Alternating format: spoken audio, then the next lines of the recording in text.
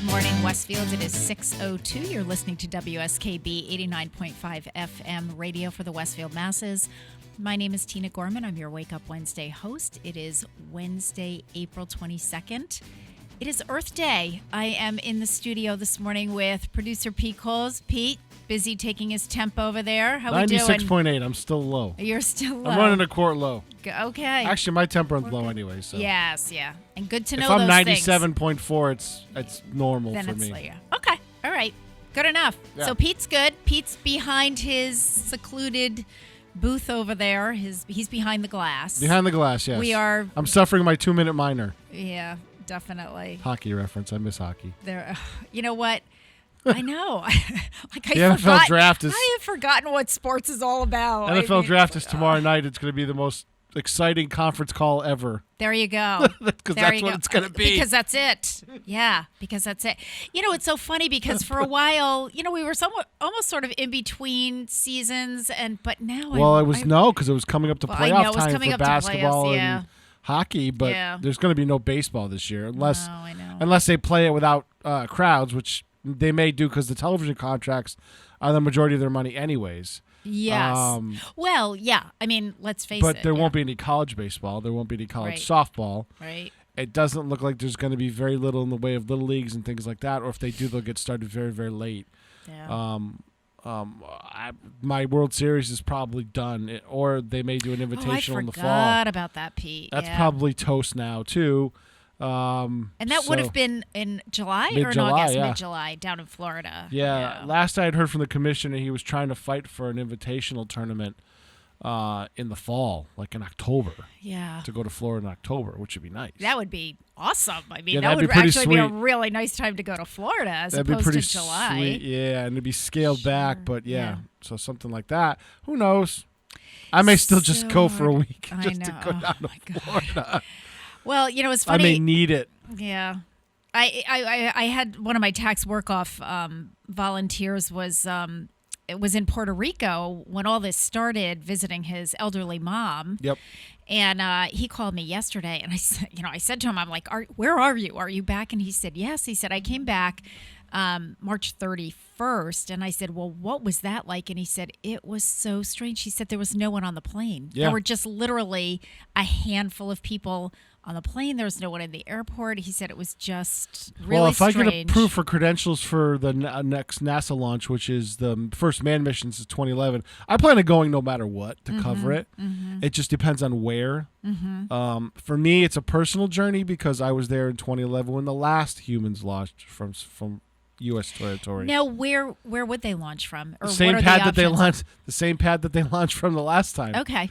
It's pad 39A, which is the main shuttle pad. Okay. Which is now converted to SpaceX, which has the first approval to launch humans into space from the United States. The other one contract is Boeing, and they had major problems with their capsule when they launched an unmanned trial of it. Okay. I mean, major problems. So they're going to be delayed probably close to a year.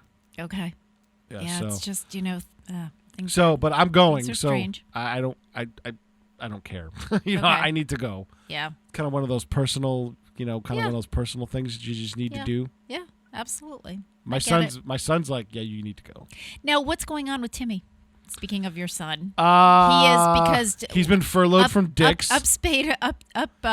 Bring our listeners up to speed. He joined the military, right? right? He's in the Guard, but his unit is probably a last resort type thing. Okay. Because they're a medical helicopter unit. If they're flying people around, it's bad.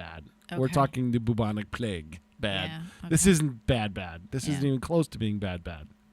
It's bad. It's bad because it's right. getting a lot of press coverage, Mm-hmm. but it's not bad. Like where they're going to get activated. Yeah. But their drill weekends have gone virtual. They're doing online learning for drill weekends instead of all congregating. Yep. He's still got his classes at Holyoke Community. He's kind of upset that baseball season got canceled. Yeah. So, yeah, I mean, he's just trying to figure out ways not to go stir crazy like the rest of us. Right, exactly. And now we know that the schools are out for the rest of the season. Governor Baker announced that yesterday. So kids are home. this has just been the weirdest school year for them because since mid-March? Yeah. Right? So it's St. Patrick's Day. Yeah. Literally. So it's really going to be when you add in the summer vacation and who knows what's going to happen in the fall. I mean, we're talking 6 months already. I honestly don't see why the governor can't authorize them to come back in early August. I really, and like other countries, I don't know why we haven't converted to an all year round school year. Oh, my husband Gary has been saying Where you that have for like 10 years. 2 or 3 week breaks at different times. Yeah, 3-week breaks. They've done it in different states, and my sister-in-law is a teacher down in New Jersey, and Janet said, she said I would be all for that because she said you lose so much when you lose in the summer, and when you start back in September, she said you spend the first at least month kind of getting back, getting everybody back into the up learning to speed. process. Yeah, exactly. It's really hard to do. Right, so. and you can fit in your vacations and things like that. Oh, sure you can. It was the original was based on agriculture, as I've been told. And that makes sense. Back in the day, you had to go work on the farm. Yes. Well, you don't have to do that anymore. Correct. Yeah, correct. Well, anyway, Pete, if we were running the system, but we're not. But we're a little archaic. I don't know it, but like Japan and China and sure. stuff year round. Yeah, a lot of European countries. I don't know that the governor would not be able to bring them back early, or is that a big fat union contract? It's probably union. Yeah, it probably is union. Yeah. Anyway, probably is union, and who knows? I come here every day, and I'm the only one here. Mm-hmm. I'm finding it difficult. I got to talk to the central office because I have equipment coming in that's getting stopped. Yes. Because they've reported that the building is closed. Well, yes, it's not. It's I'm not. here. Yeah, you're here. Yeah. I will take deliveries of any department that wants to come. Yes. Gotcha. So I need to call the central office today. Yeah, get that just let them know squared. that. Yep. Because I had stuff that I've already paid for. And you need it. Well, I've already paid for, and I didn't get it delivered. Yeah. I went and looked in the office. It's not here. It's at the FedEx office over in Chicopee. Ah, there you go. Good spot for it. Well, yeah, but no, I know, I get it. I got other stuff coming in that I really need. I know. Yeah, I know. It's frustrating. You want to say to them, "I'm here." You want to put out a big sign. I did. Deliver here. Deliver here. I did. The school department called FedEx and said, "We are not open. Don't even bother bringing it." So I got to get that squared away. Yeah. It's not a big deal. It's just it's a logistics issue. Yes. Yeah. It happens. Hey, believe me, I know. We're running into the same thing because it's the same thing with the senior center. I mean, we're closed to the public. Right. We're there every day. What's hard for us is that what we don't want is people delivering anything during lunchtime when we're trying to do 100+ meals, because the parking lot, you don't want to get caught in the cycle of people coming in for lunches. Right. So we're trying to tell people, yes, we're here, but don't do anything between 11 and 12. How many meals are you up to now? Well, last week our high was 135, but we turned away people. I mean, that was as much as we could do. I would, we're over 100. Is that what you do in a normal day if the senior center were open? No. No. Because our seating capacity, Pete, when we do a party, and normally we have 6 people at a table. Right. If we do a party and we're doing all the serving, including coffee and everything else, excuse me, we'll do 7 people at a table. And so our capacity for a party is about 112. We'll usually sell 112 tickets because then we have some volunteers. And, so total would be about 125. Okay, so you're already exceeding your normal daily output. Correct.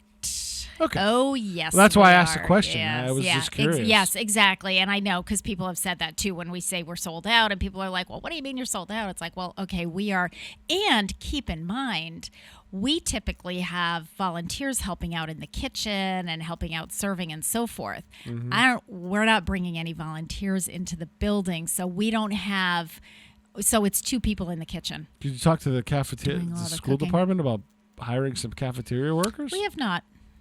We have not. But you know what? But yes, now you got to think outside of the box. But you're also looking at, social distancing and all of those other things. And, the kitchen is only so big.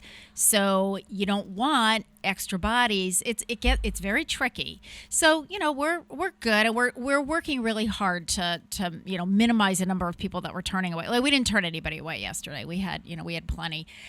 But you know what, Pete, to a certain extent, it's no different than when we have those really popular meals and we're serving them at the senior center. Mm-hmm. We sell out. We absolutely sell out because people love, the turkey dinners and the pot roast and the meatloaf and so forth. Hey, I know I talked to Cindy Sullivan and she's having similar problems over in Southwick because originally she sent most of her staff home. I think everybody home. Yeah, she has she this did. very She small was staff. like a one-man show. Right, and now she's like, I'm overwhelmed because Yeah. there's so many people. So And she's now trying to bring they them don't back. they don't do their own cooking over there. They bring their meals in from Highland Valley, but still, you've got to have somebody, distributing them. I mean, it's not, and accepting them and distributing them. So, yeah, and I think we're all seeing that. I mean, the Boys and Girls Club have seen their numbers go up. The school, Stefan, they've gone up from 700 meals a day to like over 900 a day. We've gone up we started with 42. That was our first day, and we're up to 125 or whatever. Boys and Girls Club, they were at like 75, and they're up over 300. So yeah, I mean, Hey, have you noticed this? All the Chinese restaurants have closed. I have not noticed that. I have. I honestly went to haven't noticed order. it. I went to order last night, and Really? I couldn't find one open. And I asked Kenny about it. So what's Kenny's going my on? foodie. Yeah, what's going on? Their main distributors are all in New York City. Oh, because I was going to say, I mean, Chinese has always been known for takeout, so you would think they would be thriving. Right. Apparently, they don't have product. Well, if they don't have the stuff, they don't have the stuff. Yeah, they're made. Kenny said he goes, yeah, they're all going to close eventually. Wow. This was about 3 weeks ago. Okay. He said because all of their distributors are in New York City, which kind of makes sense too. Wow. Yeah, I did not know that. Probably manufacturing's there too, and everything else, and I'm sure that's all just shut down, wiped out. People are sick. They're not working. So yeah. So I went to order, and I called 2 places, and neither one was open. I was like, wow. We have our go-to place in West Springfield, and we'll have to call them. But I'm gonna guess he's also gonna be closed. I don't think that's unique to Westfield if they're all getting their stuff from New York City. It's gonna be all the area. And I tend to believe Kenny when it comes to food. He's really good about that kind of stuff. Yeah. Kenny's plugged in on the foodie part. So that means Councilor Flaherty will have to update his, because they did the website, right? With I looked on Google and it said they were open. Okay. And you called the phone and nothing. it rang and rang and rang. There was I guarantee there was nobody there. Okay. And I think I went by the Feng Yi one across from the courthouse, and they were closed too in the middle of the day. So they that's not a good sign. No. All right, let's get to one of our famous birthdays before we take this first break so people understand why I picked this song. So it is April 22nd. There's a lot going on April 22nd. We have a lot of birthdays. Some really famous people were born on this day. We have a couple of national days that we need to talk about. And just to give people a little heads up, second hour we will have Joe Rouse, Director of Public Health, with us by phone. He will be calling in. Joe, of course, this would be his normal, the fourth Wednesday of the month would be Joe's day to be with us. So he will be with us and giving us an update on everything public health going on. And he is the central figure these days for the city. So, but April 22nd, it is the birthday of the late Vladimir Lenin, Marxist revolutionary and Soviet leader. He was born in Simbirsk, Russia on April 22nd, 1870, and he died January 21st, 1924. He was only 53 years old when he died, which surprised me. I did not realize that. But widely considered one of the most influential and controversial political figures of the 20th century, Vladimir Lenin engineered the Bolshevik Revolution in Russia in 1917 and later took over as the first leader of the newly formed Union of Soviet Socialist Republics, or the USSR. It seems that Lenin was destined to be a revolutionary. In 1887, Lenin's older brother, Alexander, a university student at the time, was arrested and executed for being part of a group planning to assassinate Emperor Alexander III. Alexander's involvement in oppositional politics was not an isolated incident in Lenin's family. In fact, all of Lenin's siblings took part to some degree in revolutionary activities. Lenin soaked up the writing of Karl Marx, the German philosopher, whose famous book, Das Kapital, would have a huge impact on Lenin's thinking. In time, Lenin focused more of his energy on revolutionary politics, and ultimately, he came out victorious. But the kind of country that Lenin hoped to lead never came to fruition. His defeat of an opposition that wished to keep Russia tethered to Europe's capitalist system ushered in an era of international retreat for the Lenin-led government. Famine and poverty shaped much of Lenin's society. Lenin died at the age of 53 after suffering several strokes, and following his death, Joseph Stalin took over. So it is the birthday of the late Vladimir Lenin. It is 6:17. You're listening to WSKB 89.5 FM radio for the Westfield masses on WCPC cable channel 15. And for our first break, we're going to listen to the Beatles singing Back in the USSR.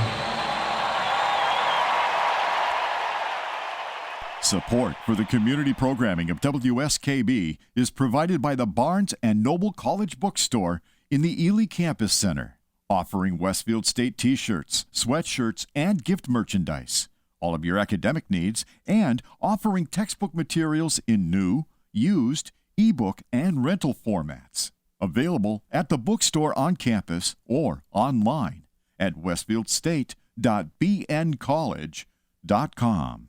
Join us every Thursday morning from 6 until at least 7:30. Check out the Bobby G and Company Show right here on WSKB 89.5 Community Radio 89.5 WSKB.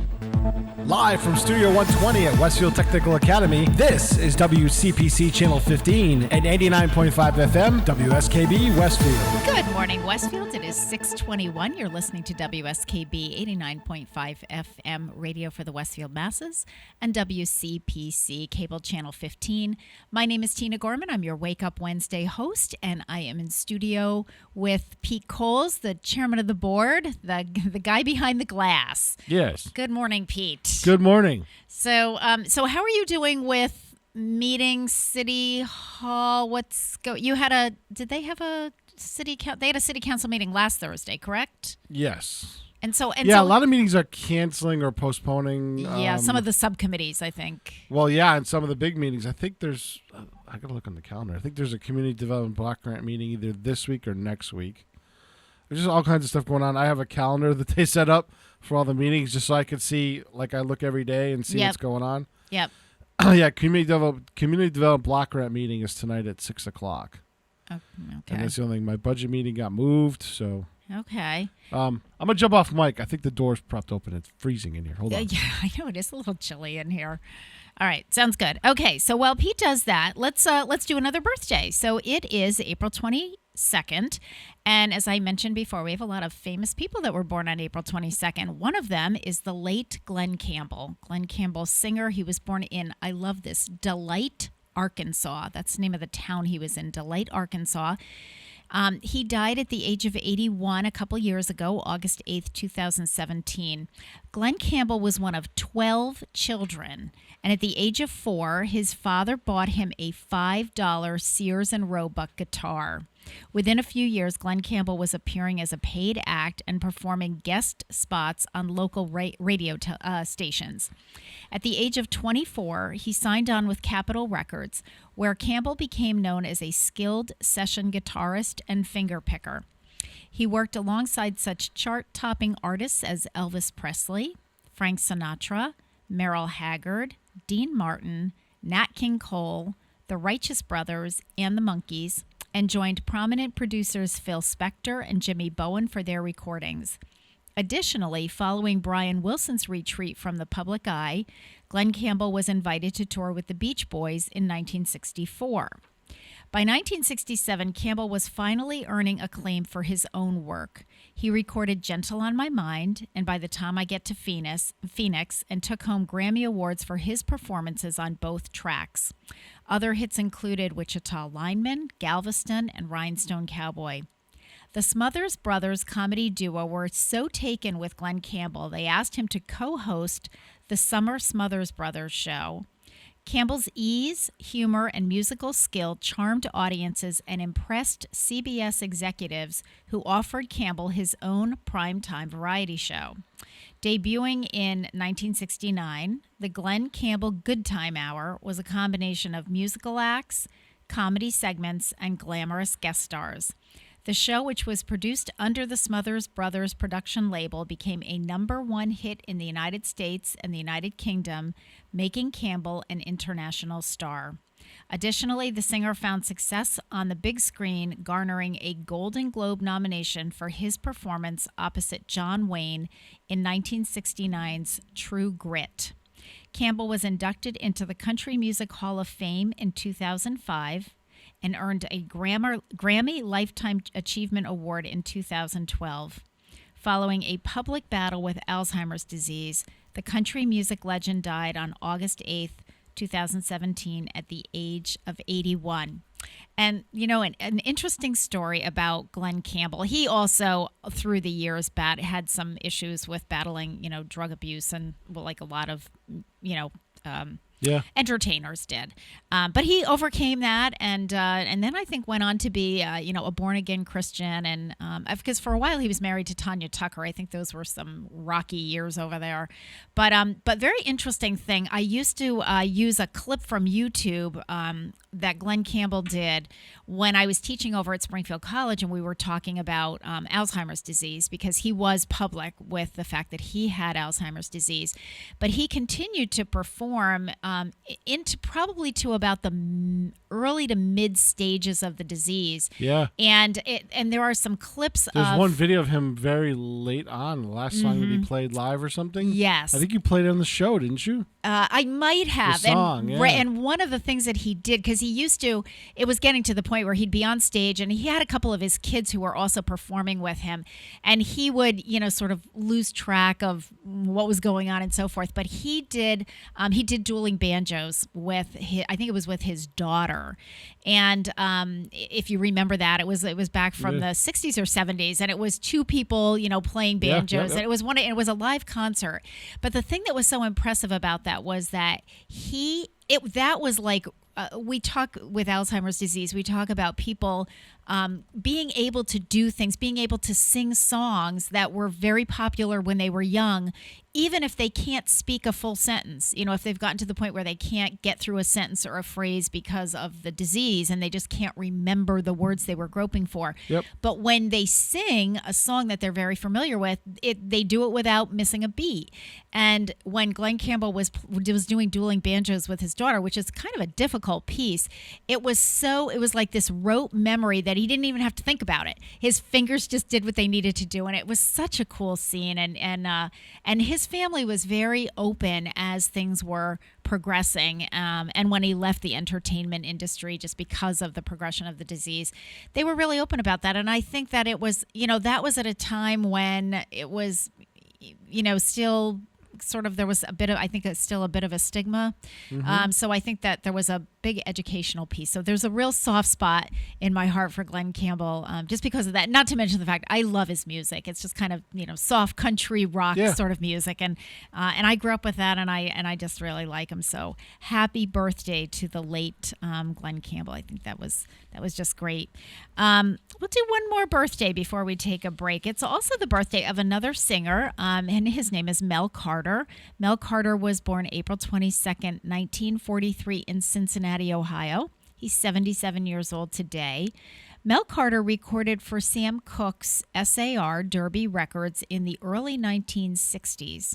He had his first hit in 1963 at the age of 24 with When a Boy Falls in Love, which was co-written by Sam Cooke. By the time he reached his commercial peak with Imperial Records in the middle of the decade, he was specializing in pop ballads. His biggest success was the top 10 Billboard Hot 100 hit Hold Me, Thrill Me, Kiss Me, which sold over 1 million copies and was awarded a gold disc. He had a couple of other top 40 entries over the next year, Band of Gold and All of a Sudden My Heart Sings, as well as a few other easy listening sellers. So happy birthday, happy 77th birthday to singer Mel Carter.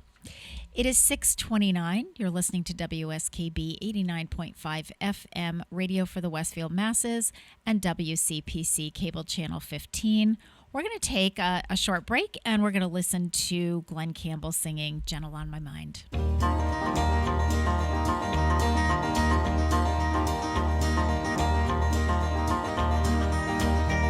It's knowing that your door is always open and your path is free to walk.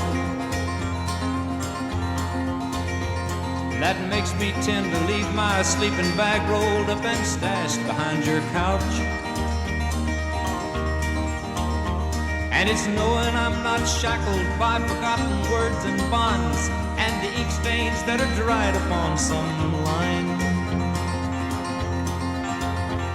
That keeps you in the back roads by the rivers of my memory. It keeps you ever gentle on my mind. It's not clinging to the rocks and ivy planted on their columns now that bind me, or something that somebody said because they thought we fit together walking. It's just knowing that the world will not be cursing or forgiving when I walk along some railroad track and find that you're moving on the back roads by the rivers of my memory, and for hours you're just gentle on my mind. Though the wheat fields and the clotheslines and the junkyards and the highways come between us, and some other woman's crying to her mother 'cause she turned and I was gone,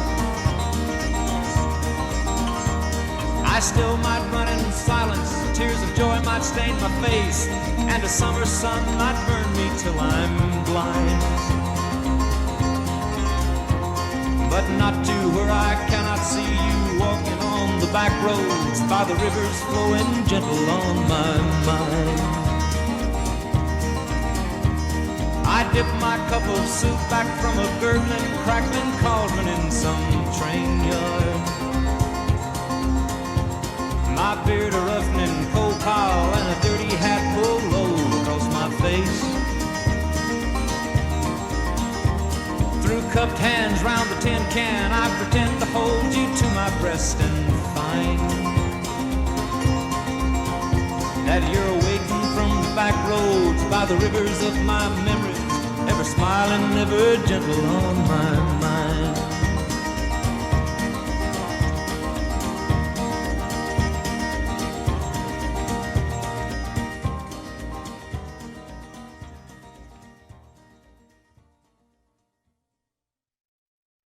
Support for community radio on WSKB is provided by Betts Plumbing and Heating Supply Company, an independent, family-owned wholesaler serving Westfield for over 50 years, specializing in plumbing, heating, and industrial piping supplies.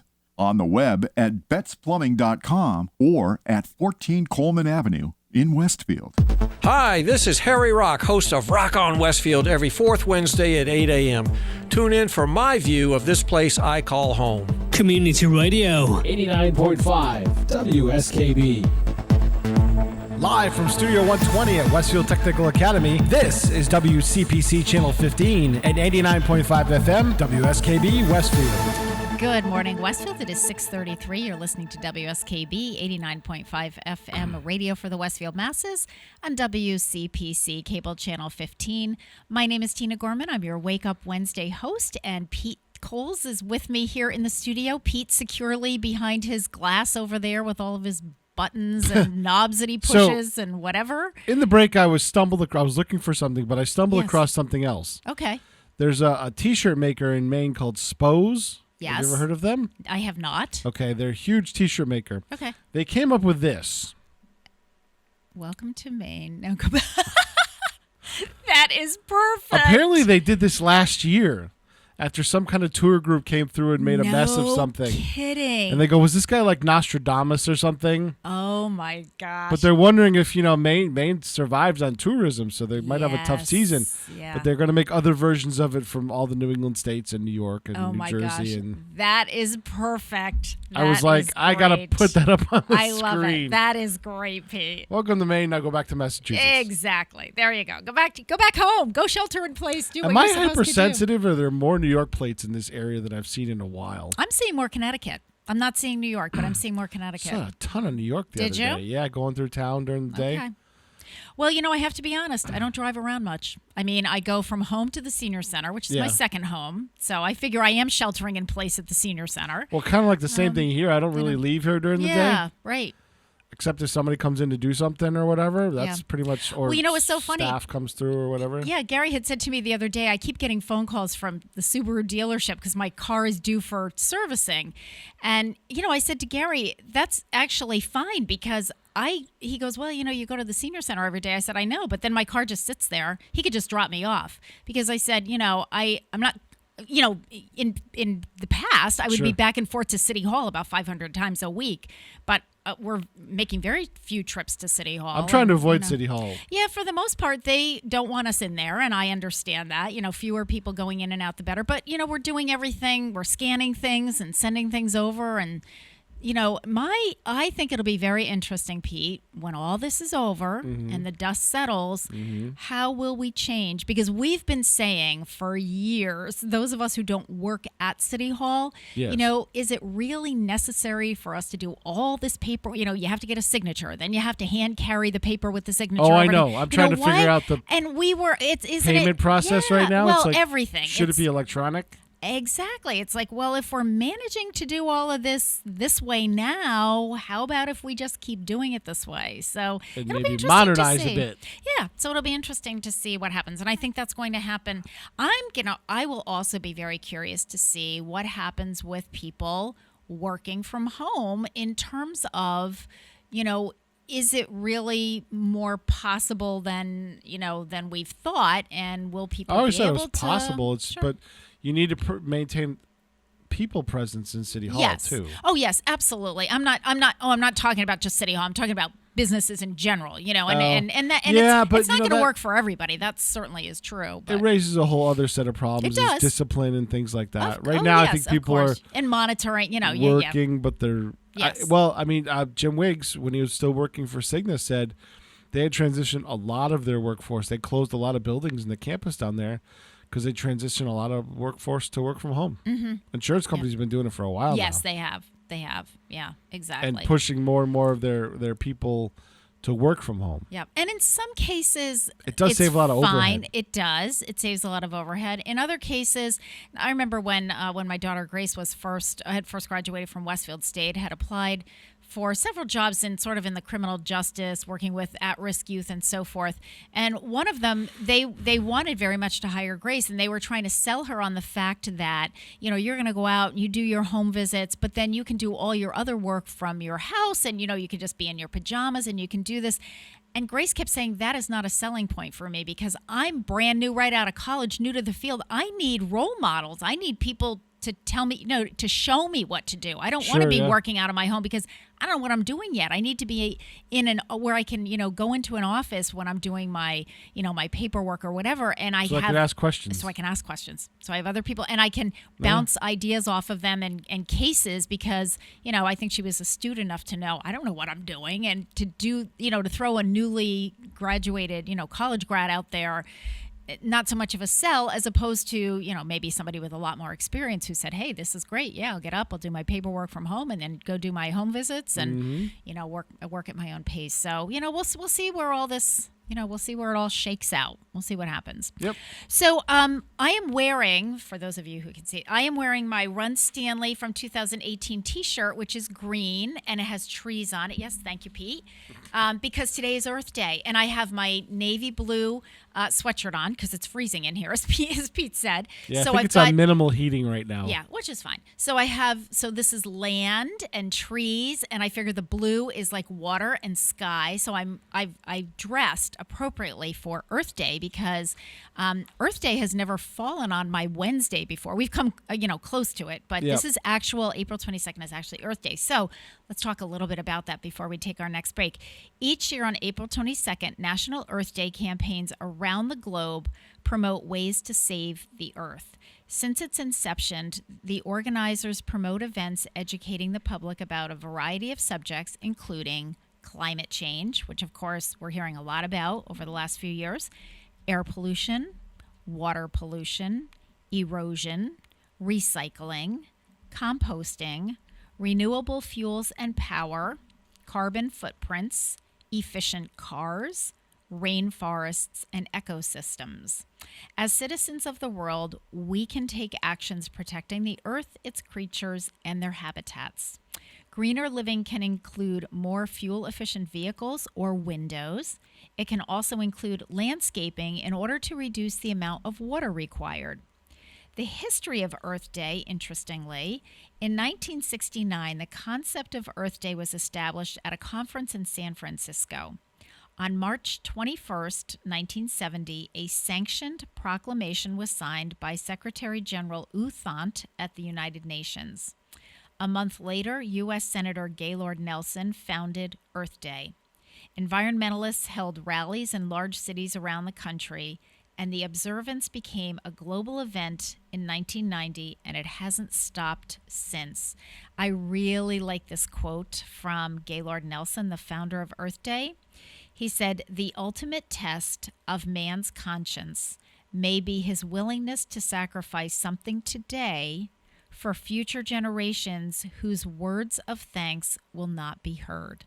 So I think that's I think it's profound. It's doing, when we celebrate Earth Day, when we honor the earth, when we become more conscious of how we use our natural resources, we're really sort of planning ahead for future generations, maybe 100 years from now, and we will not be around to hear them say, hey, thanks for thinking of all this back then. So just really important to do that.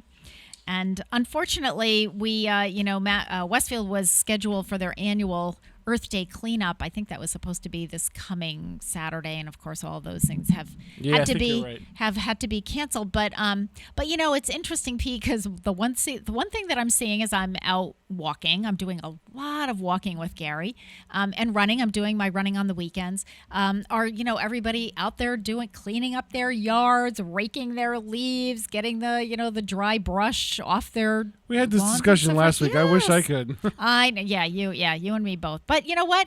It's funny because when I came home yesterday, as soon as I walked in the house, I thought, something's different here.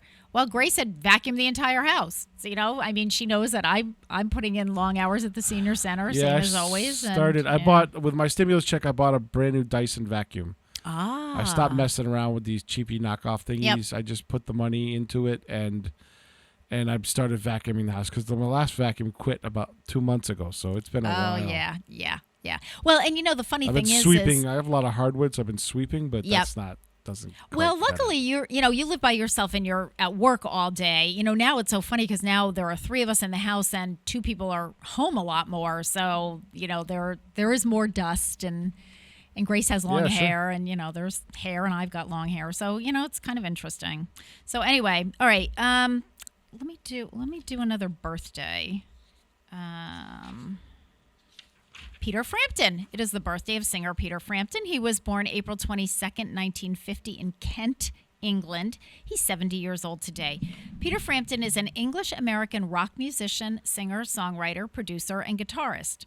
As a solo artist, Frampton released several albums, including his international breakthrough album, the live release called Frampton Comes Alive. The album sold more than 8 million copies in the United States and spawned several hit singles. Frampton is best known for hits such as Breaking All the Rules, Show Me the Way, Baby I Love Your Way, Do You Feel Like We Do, and I'm in You, which remains staples on classic rock radio.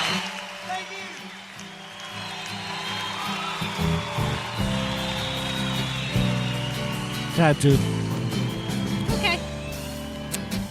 So this is interesting. Peter Frampton has also appeared as himself in television shows such as The Simpsons, Family Guy, and Madam Secretary. Yeah. Who knew that? I did not know that.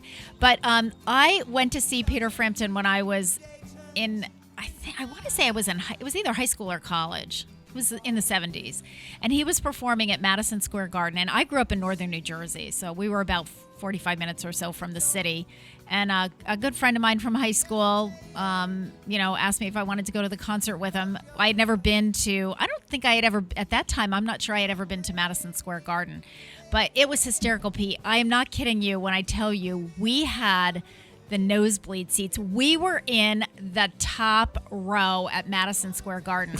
So what I saw of Peter Frampton was like a pinhead. I mean, and those were in the days really before. They didn't have the video reinforcement. They didn't have any of the video and the jumbotrons or any of that stuff. So, you could hear the music, and of course, the audience, it was pretty electrifying. But to actually see him, he was a dot on a stage in Madison Square Garden. Yeah, that's why I don't go to a lot of arena shows. Yeah, not my thing.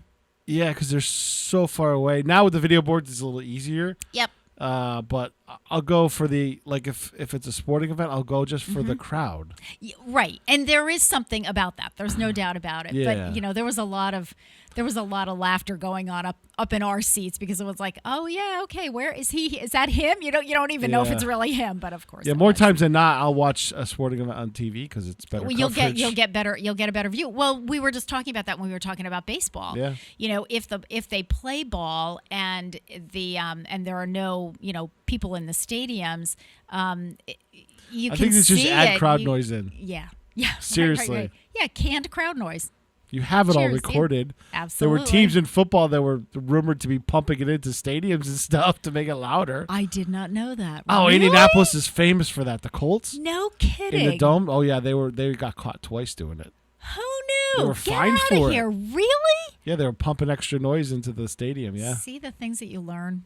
Oh, yeah, they my got fined by the NFL for I it. did not know that. All right. It is 6:46. You're listening to WSKB 89.5 FM radio for the Westfield masses and WCPC cable channel 15. We are going to listen to Hold Me, Thrill Me, Kiss Me by Mel Carter in honor of his birthday today. Hold me, never let me go until you've told me what I want to know, and then just hold me, make me tell you I'm in love with you.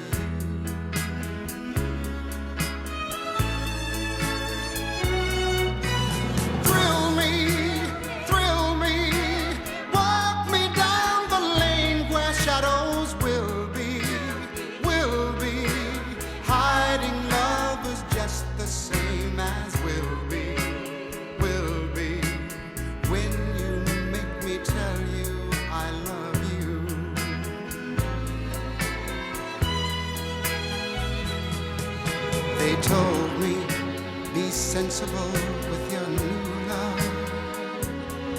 Don't be fooled, thinking this is the last you'll find. But they never stood in the dark with you, love. When you take me in your arms and drive me slowly out of my mind, kiss me, and when you do, I know that you will miss me, if we ever say adieu. So kiss me, make me tell you I'm in love with you.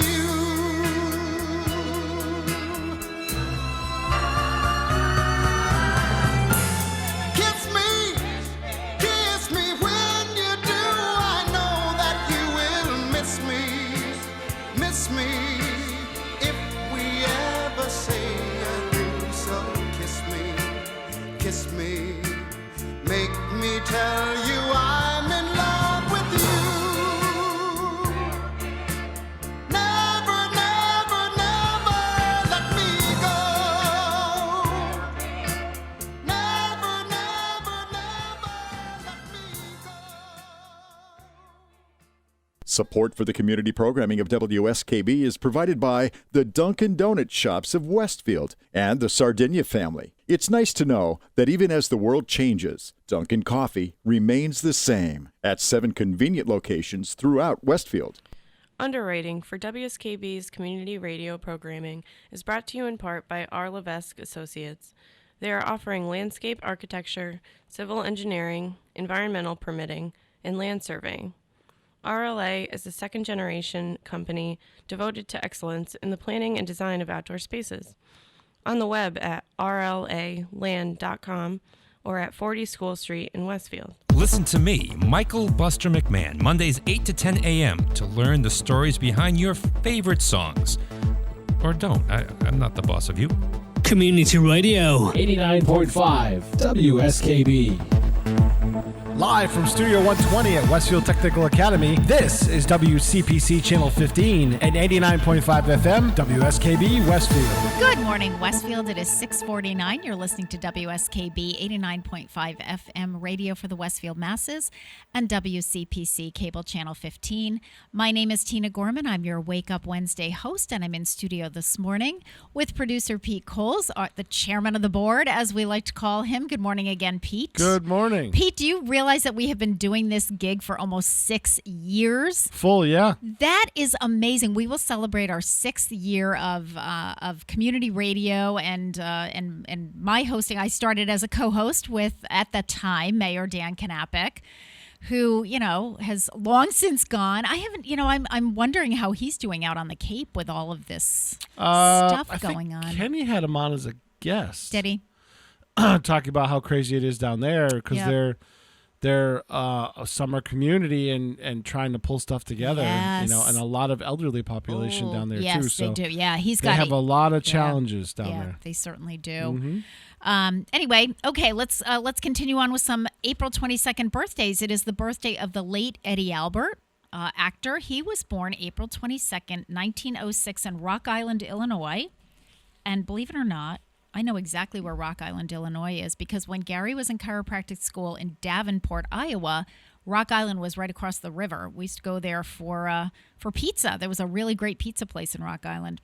Anyway, Eddie Albert died at the age of 99. He lived to be 99 years old in May of 2005.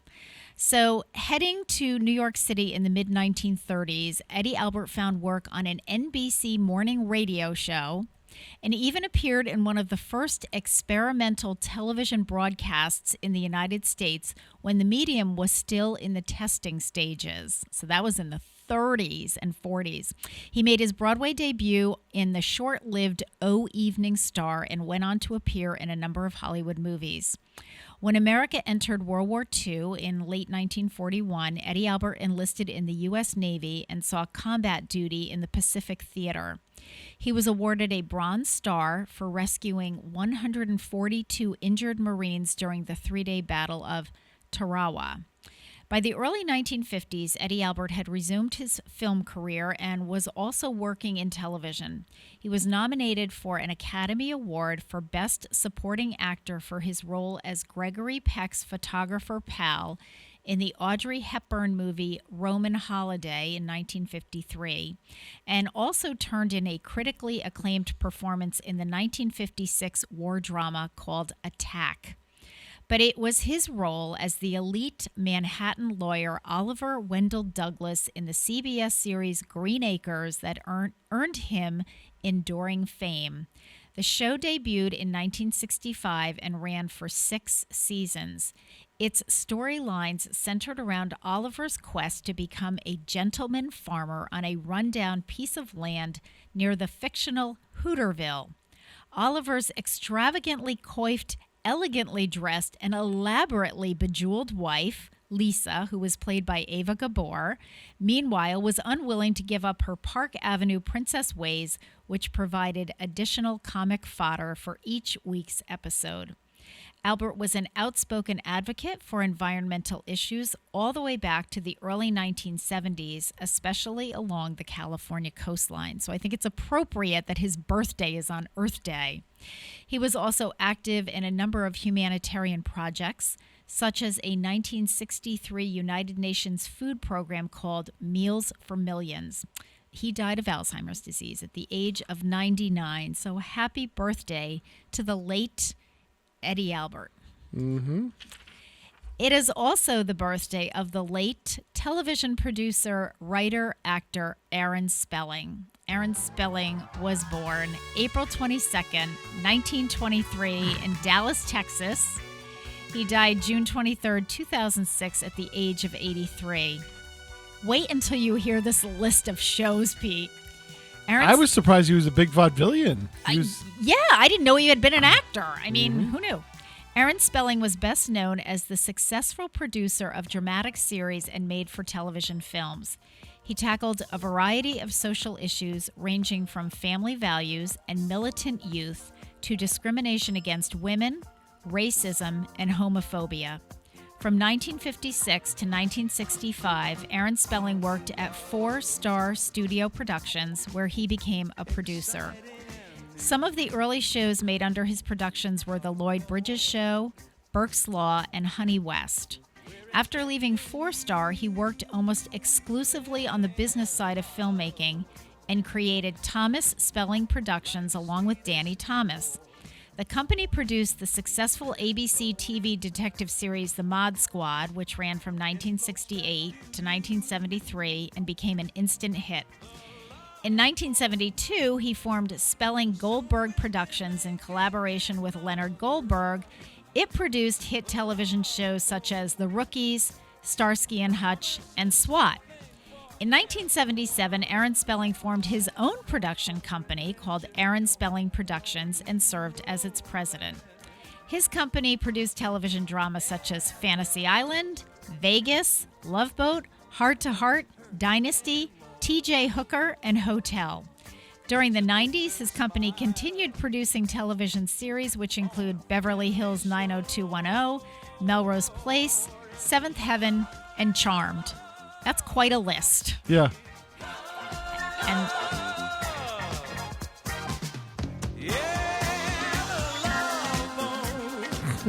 thank you, Pete, for those audios that we had playing in the background. How to Play Charlie's Angels. Well, that's a classic one. You know, I was just amazed. Yeah, I mean, that list that I read off wasn't all of them. I mean, there were, plenty of others, but that was an amazing list. And I do remember, at the end of the show where they have, it's like Dick Wolf, where they have the producer and you keep seeing some of these same names. Donald Belisario in the 90s. Which ones did he do? Jag. Okay. All the NCISs are his. Hey, that's gotcha. all come from Belisario Productions. Gotcha. Yeah, there's another one that it's the name is escaping me right now. Quinn Martin. That's Remember Quinn Martin? There are a few others. Yes. The Streets of San Francisco? Yes. A Quinn Martin production. Yeah, there you go. Yeah, pretty cool. All right, and finally, last but not least, because this one is an entire page of information, it is the birthday of actor Jack Nicholson. Jack Nicholson was born April 22nd, 1937 in Neptune, New Jersey. He's 83 years old today. Nicholson learned 10 years. Now, this is an interesting background, and this may explain Jack Nicholson's personality. So he learned 10 years after his older sister died from cancer that she was, in fact, his mother. No. He was, yes. He was raised by his maternal grandparents, but he thought they were his parents because his sister, her name was June, and his sister June was 17 years old, unmarried, and became pregnant. She was uncertain of the father's identity at the time of Nicholson's birth. And because of all that, her parents agreed to treat Nicholson as their own child, and they never revealed to him his true parentage. So he didn't, and the way he found it out was through a New York Times reporter who did a story and uncovered it. And that's how he found out. Wow. Yeah. Very, very wild and crazy. Throughout the 1960s, Nicholson appeared in mostly low-budget horror films. His breakthrough performance came in 1969 as alcoholic Southern lawyer George Hansen in the classic road movie Easy Rider. He was nominated for an Academy Award for Best Supporting Actor for his performance and developed something of a cult following. In 1970, Nicholson starred in the film 5 Easy Pieces, and in 1973, The Last Detail. Both landed him Oscar nominations for Best Actor. Nicholson turned in one of the most acclaimed performances of his career in the movie Chinatown. The part earned Nicholson his 4th Oscar nomination, but again, he did not win the award. So he had been nominated, I think, 3 times for Best Actor, once for Best Supporting Actor, through that time period, but had not gotten the Academy Award. He finally broke through with his first Academy Award for Best Actor in the 1975 film One Flew Over the Cuckoo's Nest. The film follows R.P. McMurphy, a convict who is placed in a mental institution where the nurses and doctors attempt to quash his rebellious spirit. In 1980, Nicholson delivered an eerie performance as a deranged hotel caretaker in the acclaimed film adaptation of Stephen King's novel The Shining. Other films include Reds, Terms of Endearment, 1983, for which he won another Oscar, Batman, he played Joker in that movie in 1989, A Few Good Men in 1992, As Good as It Gets in 1997, for which he won a 3rd Academy Award for Best Actor. And then he also played in About Schmidt, Anger Management, Something's Gotta Give, and The Departed. Jack Nicholson is unquestionably one of the greatest actors of his generation. In addition to his sheer volume of iconic roles, Nicholson stands out for the incredible range of characters he has convincingly portrayed. Nicholson's wide variety of characters have also made him one of his generation's most mysterious actors, as audiences have attempted to figure out which comes closest to the true Nicholson. And he says, and I quote, "I'm none of them and all of them. There's a little bit of me, I suppose, in every part I play. As an actor, you can't help inserting yourself, especially if you love acting." So quite a character, Jack Nicholson. And someday when we, coming up soon, we'll have Gary back on the show in a couple of weeks. He actually met Jack Nicholson when he was practicing as a chiropractor out in the Boston area. Really? So so he'll have to tell you about his encounter with Jack Nicholson on the night of it was on the night of the baseball All-Star game. It was in the summer. So we'll ask him about that in a couple of weeks when Gary's on the show. Right now it is 7:01. You're listening to WSKB 89.5 FM radio for the Westfield masses and WCPC cable channel 15. Coming up in about 15 minutes, we'll have Joe Rouse, Director of Public Health. We have a couple of other things to do before that, but we're going to take our top of the hour break. Bay State Dental. Comprehensive dentistry at 14 convenient locations in Springfield, Chicopee, Longmeadow, West Springfield, Belchertown, East Longmeadow, Ludlow, Northampton, Greenfield, and Wilbraham, as well as 29 Broad Street in Westfield. Bay State Dental makes it a priority to help you achieve and maintain the healthy smile you deserve. On the web at baystatedental.com.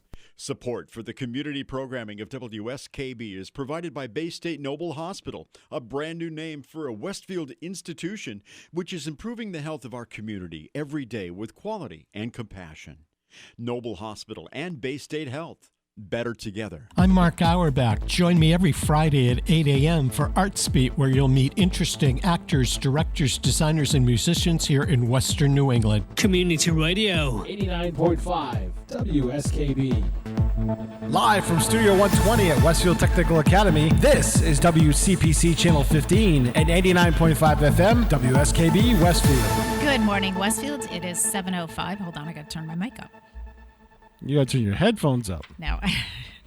Yes, I've turned my headphones up. Thank you, Pete.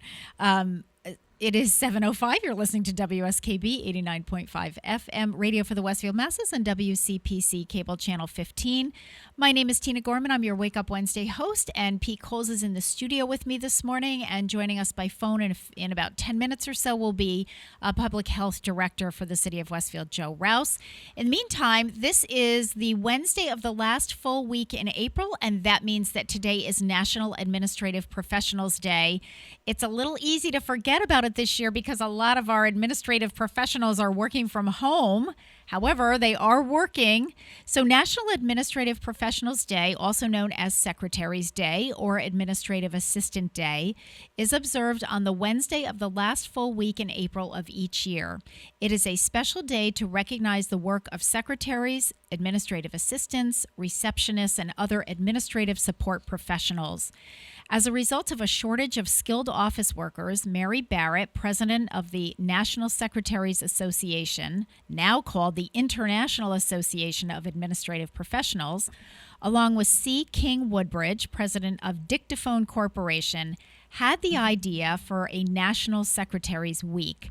Proclaimed by U.S. Secretary of Commerce Charles Sawyer, the official first National Secretaries Week was held in 1952, and at that time, June 4th was designated National Secretaries Day. Due to the expanding responsibilities and wide-ranging job titles of administrative support staff, in 2000, the name was changed to Administrative Professionals Week. The IAAP had two objectives in mind: to recognize the secretary upon whose skills, loyalty, and efficiency the functions of business and government offices depend, and to call attention through favorable publicity to the tremendous potential of the secretarial career. That was the original goal of this back in the 1950s. National Administrative Professionals Day is often celebrated with gifts to one's assistant, such as flowers, gift certificates, gift baskets, candy, or lunch. So happy National Administrative Professionals Day.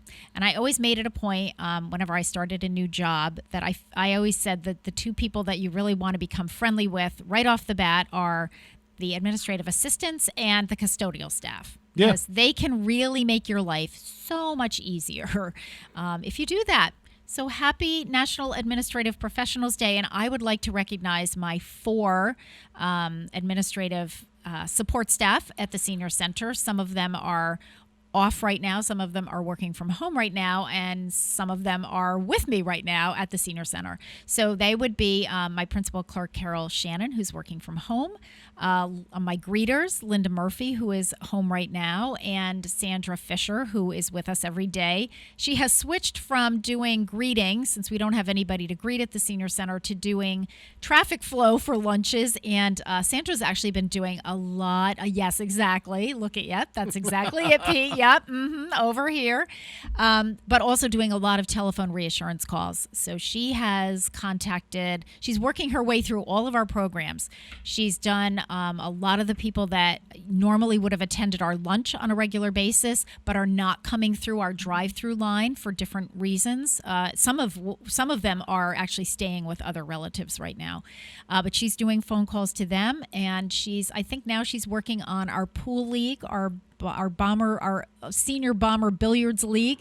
There are about 30 of the pool players, so she's contacting each of them to see how they're doing, and she'll work her way through our fitness classes. I have some other staff that are working on, contacting support group members and other folks. But anyway, Sandra Fisher, and then my other one is Mary Kohut, who is my clerk.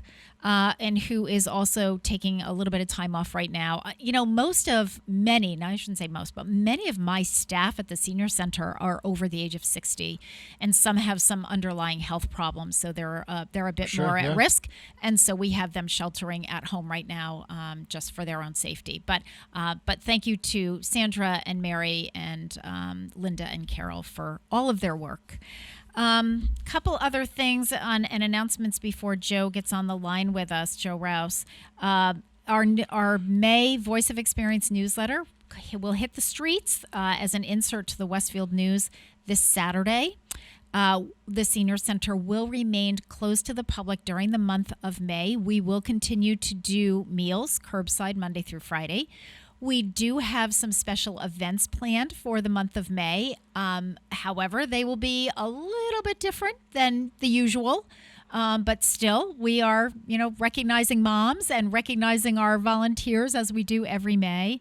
And we'll be back to doing some interesting, exercise sessions with a twist where you won't be actually at the Senior Center. So we'll talk more about that next week after the newsletter comes out, but just to know, you can expect it. If you get the Westfield News, it'll be in Saturday's edition.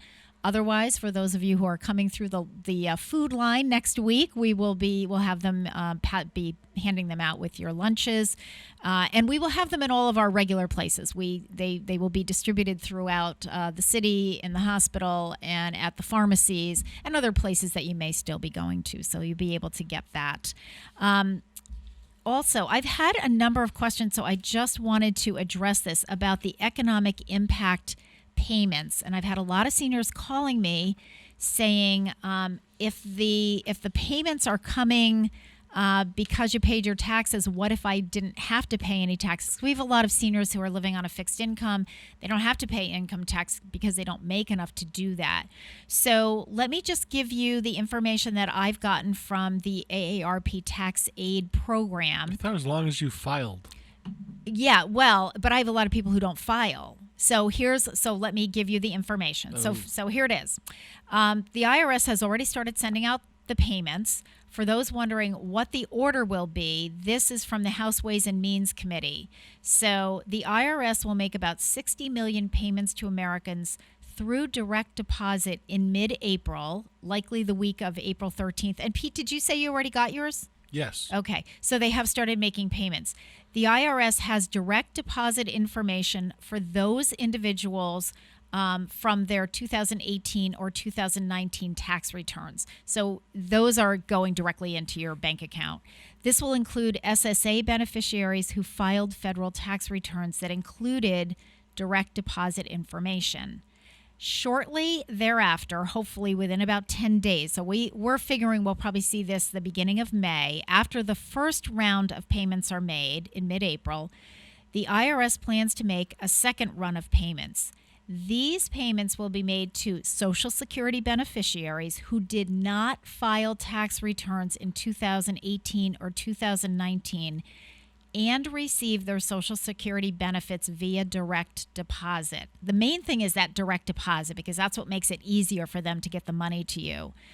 The estimates are that nearly 99% of Social Security beneficiaries who do not file a tax, they don't have to file taxes, do receive their Social Security benefits through direct deposit. So that will be the next wave. And a lot of my seniors mistakenly thought that they would have to file a tax return for this year in order to get that payment from the IRS. That's not true. Well, that's originally what the news media was putting out. Right. And then that could have been, because I know this has changed a couple of times, Pete. So initially that could have been what the plan was until they realized how many Social Security beneficiaries don't have to file taxes. So as long as you're getting your Social Security checks direct deposit right into your bank account, you will automatically get that IRS payment but it'll be the second wave. So you won't, I would say conservatively, I would not expect it for at least another 2 to 3 weeks. And then about 3 weeks after that, then they will start making payments to people who didn't have to file taxes and are still getting a paper Social Security check. That one's going to take longer, and it could be up to 20 weeks. 20 weeks. That's many months. They've got to print all those, as Pete said, yes. So it'll be a while before you'll get those. But that answers the question because, again, everybody that's called me and asked me this question does get direct deposit for their Social Security their Social Security checks. So you don't have to worry about anything, and you should be getting your check probably within the next month or so. That'll be direct deposit into your bank account. Okay, so that's good. Your guest is ready to go. My guest is ready to go. Then let's bring him in with his own song, which is Happiness is a Thing Called Joe by Peggy Lee. And we're going to bring in Joe Rouse. We'll be right back.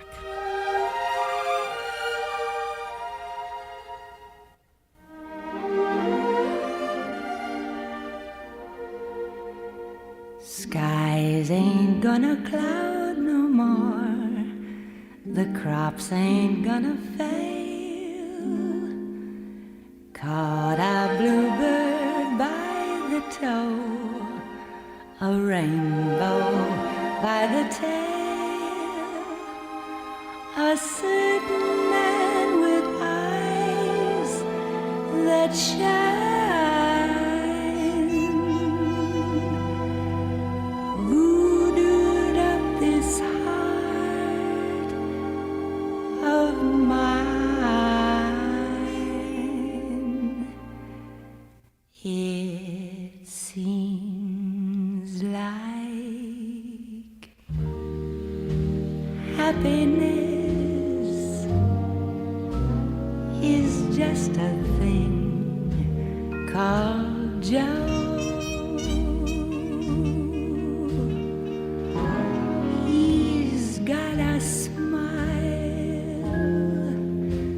that makes the lilacs want to grow.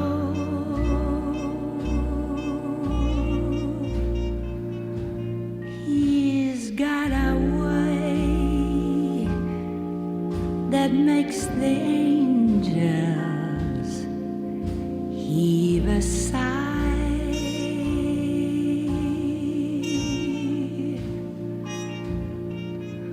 When they see little Joe passing by, sometimes the cabin's gloomy and the table's bare.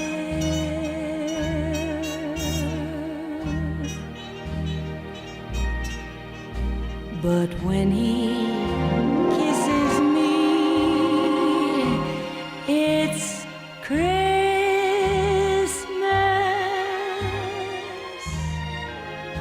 everywhere. Troubles fly away and life is easy.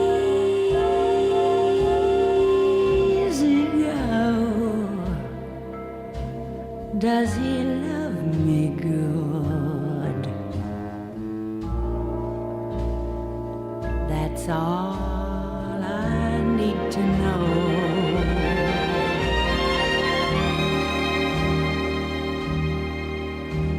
Seems like happiness is just a thing called Joe.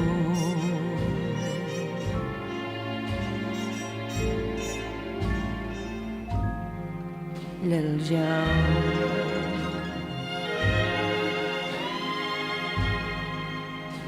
little Joe,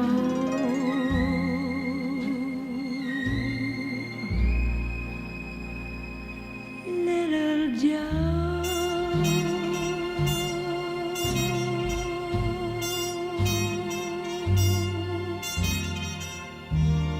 Support for community radio on WSKB provided by Westfield Electroplating. Employing over 140 skilled platers, painters, and technicians, Westfield Electroplating was founded in 1946 and was the first company in the country to achieve National Aerospace and Defense Contractor Program accreditation, proudly maintaining that status for over a decade. Westfield Electroplating provides over 50 quality finishes to meet your corrosion, cosmetic, or performance needs. On the web at www.westfieldplating.com or 413-568-3716. Westfield Electroplating, putting the finishing touches on technology. This is Ken Stomsky from Ken's Den on WCPC 15 and 89.5 FM, Tuesdays, 8 to 10. Community Radio. 89.5 WSKB. Live from Studio 120 at Westfield Technical Academy, this is WCPC Channel 15 and 89.5 FM, WSKB Westfield. Good morning, Westfield. It is 7:20. You're listening to WSKB 89.5 FM radio for the Westfield masses on WCPC Cable Channel 15. My name is Tina Gorman. I'm your Wake Up Wednesday host, and Pete Coles is in the studio with me.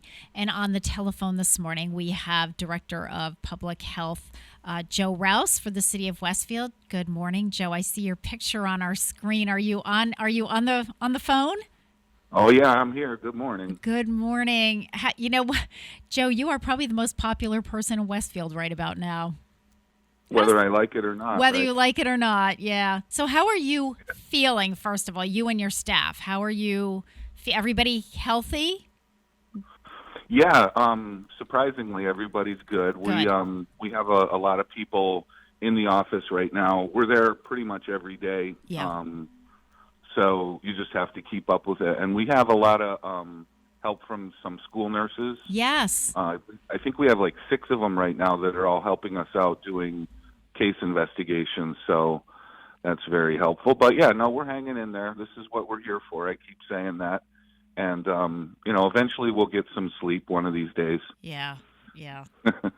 Wow. Well, where would you like to start, Joe?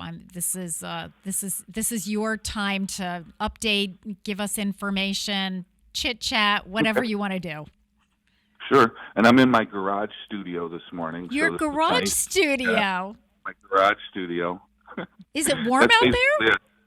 Oh yeah. I have heat, and it consists of a folding chair and a table. That's it. That's what I get. There you go. Not as fancy as you guys, but yeah, there you go. So yeah, I'll start off by saying that we do report the numbers still every day, and if anybody's been following that lately, you'll notice that it seems like they went up a little bit recently and have kind of steadied off the last 3-4 days in the double digits. But one of the reasons for that is that we had a couple clusters at nursing home and an assisted living facility. Yeah. So one of the assisted living facilities, we actually had the National Guard come in and test everybody. Yes. So even the people in the independent living section got tested. Okay. And what that did was it kind of made a little bit of a spike in the numbers over a course of a couple days. We didn't get all of those test results in at one time. And actually, fortunately, or else you would have seen that number go way up by like 24. And Joe, for some of those folks who tested, were they asymptomatic? Yes. Okay. Yep. There were people that were asymptomatic. There were people that had, felt fine and didn't even know that. And these are seniors. So right. This just goes to show you how weird this whole thing is that not everybody reacts the same way. So right.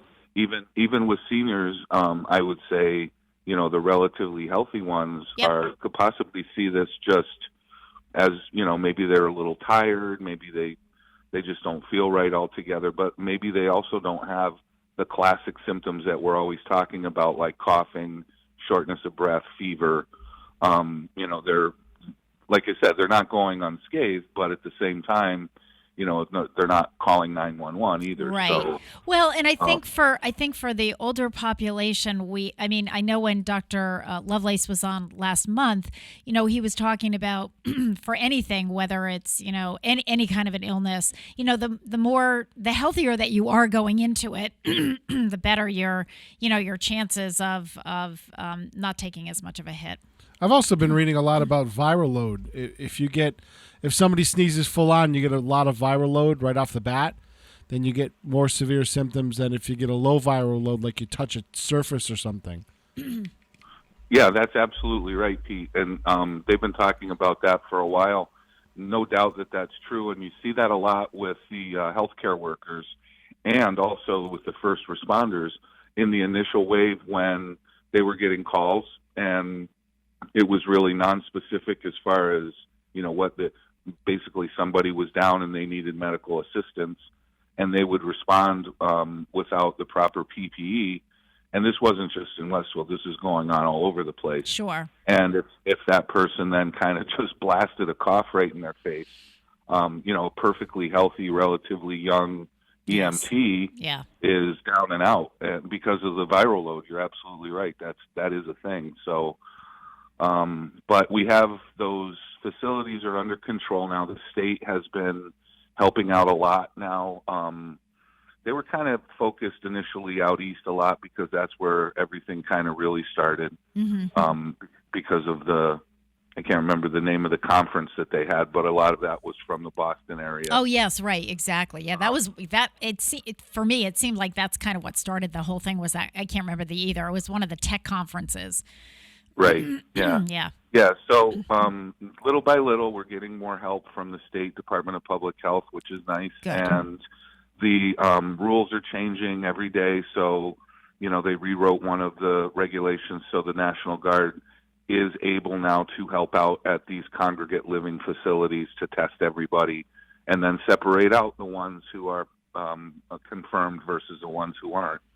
So that's helping to stop the spread there. But the big part of it is that even though we have to dose out these bigger numbers from the nursing home facilities, in the general population, I'll say, and I wish I could have not had to factor in the nursing home numbers, because we've been seeing, and just outside of those facilities, and there's basically two, our numbers have drastically decreased over the last week. Good. So what we're seeing right now is a pattern of a day where we'll get 2 cases, or we'll get 3 cases, or we'll get 1 case. And so that's drastically different than it was a week or 2 weeks ago when we were still on the upside of the curve. And now, just so nobody gets discouraged when they look at the numbers and think, well, why are they still going up when we're doing everything we're supposed to do? Yep. Well, it is making a difference. You just can't see it in the numbers yet, but you will within the next few days. Once all those initial reports come back from those facilities, our general population numbers will level out in the lower digits. Yeah. It's interesting, Joe. I had this conversation with my outreach coordinator, Joanne Ortegas, yesterday at the Senior Center. And Joanne and I both have experience working in nursing homes, long-term care facilities. Pretty much any social worker, if you've worked with an older population at some point in your career or several points in your career, as in our cases, you've worked in those kinds of facilities. And, we both said the same thing. When you work in a place like that, anything, the stomach bug goes around, bronchitis goes around, and it just flies through those places because you have workers going, you've got nurses' aides that are, going from room to room. You have, as Joanne pointed out, you've got people with dementia on some of the dementia units who they wander. So they wander into somebody else's room. They climb into somebody else's bed because they don't realize it's not theirs. And there are so many ways for those kinds of things to spread. And it's not uncommon in a nursing home in New England in the winter to have a sign on the door when people come in saying, we're limiting visitation because we have a stomach virus going around, or because we have, the flu going around. I mean, we're used to that because we've worked in those facilities. I think people who aren't used to it are pointing fingers, and well, there was negligence there. And, no, there probably wasn't negligence. But, and I think the other thing, too, about this virus was a lot of that, the personal protection equipment was going to the hospitals, and I think the nursing homes, and I know Deb Mulvanna from your staff was working really hard to make sure that the nursing homes were also getting, stocked up with those items early on. But I think, it's been a struggle all the way around. Yeah, it's we're lucky. I mean, we have multiple congregate living facilities in the city, and the fact that we have, well, one of them right now that kind of got a little bit bigger than itself, but that was really nobody's fault. Exactly what you're saying. Yeah. There's a lot of people there, and there were a lot of employees, like you said, also that kind of go and bebop around from place to place. Maybe they were carriers, asymptomatic, younger people. Yeah. Didn't even know. So nobody was doing anything wrong. And you're right. Finger pointing is out the window at this point. That doesn't make any difference. It's not helping. And people just need to understand that, we're not unlike everywhere else in the world and everywhere else in the country. And I know, we like to try and put Westfield in a little bubble and think that we're different, but we're not. So all of those same scenarios that we see happen here is not unique to us. And that's whether it's the nursing homes or the numbers or, the percentage of mortality. That's not anything that is different here than it is all across the country. Yeah, for sure. All right, you know what, Joe? Let's take a little breather here. Let's take a break. It's 7:30. You're listening to WSKB 89.5 FM radio for the Westfield masses and WCPC cable channel 15. We're going to listen to, this is in honor of Administrative Professionals Day, and we're going to listen to 9 to 5 by Dolly Parton. We'll be back.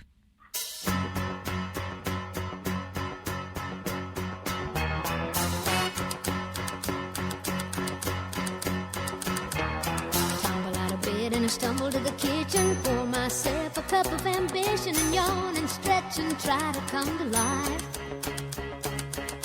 Jump in the shower and the blood starts pumping. Out on the streets, the traffic starts jumping with folks like me on the job from 9 to 5. Working 9 to 5, what a way to make a living. Barely getting by, it's all taking and no giving. They just use your mind.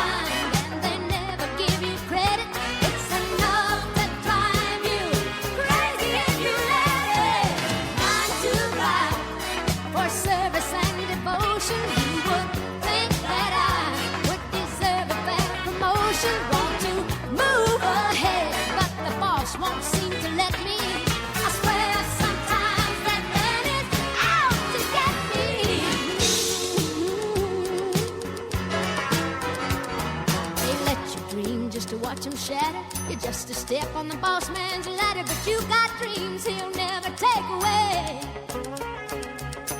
In the same boat with a lot of your friends, waiting for the day your ship will come in and the tide's gonna turn and it's all gonna roll your way.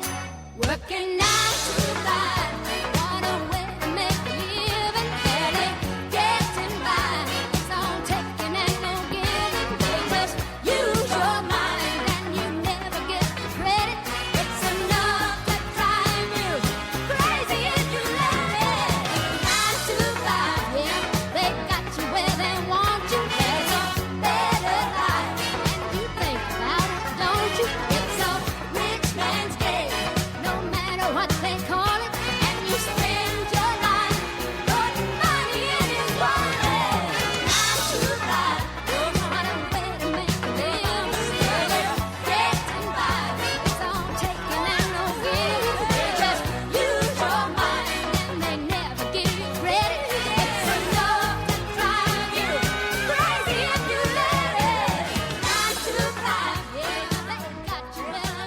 Support for the community programming of WSKB is provided by the Dunkin' Donut Shops of Westfield and the Sardinia family. It's nice to know that even as the world changes, Dunkin' Coffee remains the same at 7 convenient locations throughout Westfield. Underwriting for Community Radio on WSKB is brought to you in part by Rockies.